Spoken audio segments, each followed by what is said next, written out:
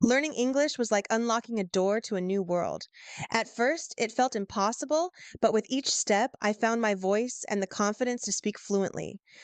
Hi, I'm Hannah, and today I'm going to share my story of how I became fluent in English.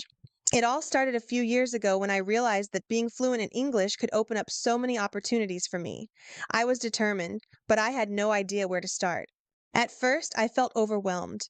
I remember sitting at my desk with a notebook and a few English textbooks thinking, how am I going to do this? But I was determined. I signed up for my first English class, nervous but excited. Walking into that class for the first time, I could feel my heart racing. The other students seemed to know more than I did, and I felt like I was behind. But I reminded myself that everyone starts somewhere. The teacher was kind, and little by little, I began to understand more. Outside of class, I practiced as much as I could. I'd watch English TV shows with subtitles, trying to mimic the phrases and repeat after the characters. I'd sit on my couch with my notebook beside me, pausing and replaying scenes just to get the pronunciation right. It was hard at first, but I kept going. Then I discovered a language exchange app where I could chat with native speakers. That changed everything. I was nervous the first time, but my partner was patient and we had fun learning from each other. We would talk about everyday things, and I realized that the more I practiced, the more confident I became. One of the most memorable moments was when I visited the UK for the first time. I was walking through the streets, holding a map, trying to figure out where I was. At that moment, I realized just how far I'd come.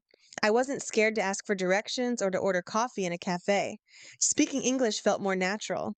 I also remember a time in a grocery store when I mispronounced a word. The cashier smiled and gently corrected me. Instead of feeling embarrassed, I felt grateful.